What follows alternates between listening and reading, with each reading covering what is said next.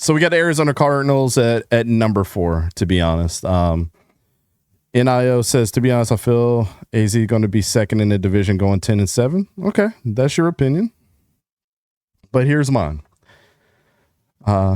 Be nice to my Steelers. I mean, Ashton, we've already done the Steelers. We did NFC North like last week, I believe. So if you want to see it, there's a video on the channel of that. We weren't very nice to the Steelers. So, but I will be at their training camp on Saturday. So that should be cool. All right, let's get this out the way, man. We've been straggling along long enough. Arizona Cardinals. I had them at 5-12. Don had them at 9-8. Jason at 8-9. Khalid 7-10. Sor 5-12. And Hayden at 6-11. So we obviously are all over the place with the Arizona Cardinals, and I think that's for a good reason, right? They were 8-9 last year, so obviously they're going to take a dip, which a lot of people are like, well, based off of the moves and everything that we've done, how are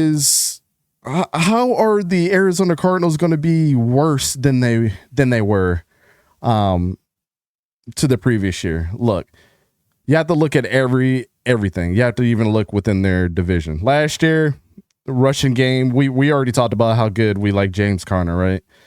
Rushing yards per game, 144.2, seventh in the NFL. Average yards per rush, 5.3, second in the NFL. First down rushing percentage, 38.2, eighth in the NFL. Honestly, don't think that's going to slow down, to be completely honest with you guys. I think Kyler Murray and James Conner and the rest of those guys, they're going to be able to put up, really good numbers throughout this year as well. Trey McBride is, obviously good at both blocking and receiving. He emerged as a top tight end last year as far as receiving yards, 111 receptions, 1,146 yards, 2 touchdowns. Obviously, you want him to get more touchdowns, right?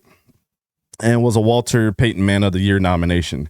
The one thing that we can discuss here, Marvin Harrison Jr. did not have the year that everybody thought he was going to have, even though having a pretty decent year.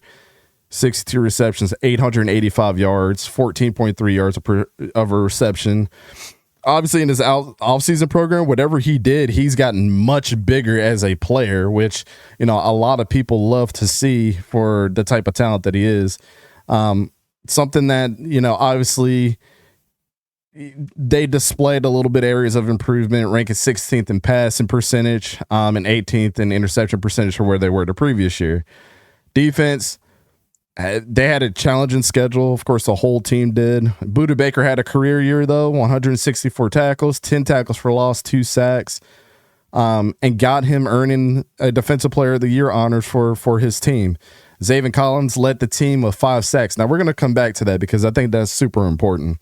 Obviously, they needed to improve in that area, right? So what did they do? They went in a draft, and they got Walter Nolan, one of the best pass rushing defensive tackles in a lot of people's mind, was the best defensive tackle in this class. And I would tend to have to agree with them in a lot of aspects there. Jordan Burch, Cody Simon, coming over from Ohio State, Jordan Burch coming over from Oregon, obviously going to help out in that department as well. More so, I think Cody Simon's going to have a bigger impact, just in my personal opinion. I think he was a very underrated piece to that Ohio State puzzle. But a sneaky kind of pickup that, we've been trying to connect the dots with is obviously Will Johnson coming over. Was dealing with some injuries last year. Didn't get to play the full season. Him and Marvin Harrison Jr. have had some battles in the past, and what you see is the clips coming out, with those two going back and forth. So obviously you hope that Marvin Harrison Jr. steps up to the plate, because now they've got his dance partner on the other side of him, especially when it comes to, being that Michigan-Ohio State rival. And, of course, they want Will Johnson to play up to what they think he can be. A lot of people had him as regarded as the number 1 cornerback in his class, which I tend to disagree, and he was chosen later than probably what a lot of people expected. So, here's the nitty-gritty. They play 4 division games in their first 10 weeks. Back-to-back week 3, and then week 4, they play the 49ers. Week 3, they play the 49ers, and then week 4, just 4 days later, after they play the 49ers, they go in and play the Seahawks on Thursday Night Football. To say that they're going to have a tough outing, and I don't like to say strength of schedule because we just don't know the strength of these teams, so we're just projecting. With all that being said, I don't think there was any mass improvements that happened to that team. Obviously, there's a lot of people that need to step up for the Arizona Cardinals for them to have a lot of success this year. And one of the things that we're going to be looking at is that wide receiving core to help take a step up. I just don't think this year is the year that they're going to see that. And maybe, Jonathan Gannon may be up against the fact that he might be a coach that may be on the hot seat or maybe gets fired after this year. Not saying that he's a bad coach, but obviously the moves that they've been making have not really helped them when they've needed some bona fide guys like the James Pierces of the world that were there for them to grab, and they go and personally get a Walter Nolan, who I think will help them make a move, but I think James Pierce would have been a better move at this point in time than a Walter Nolan. So,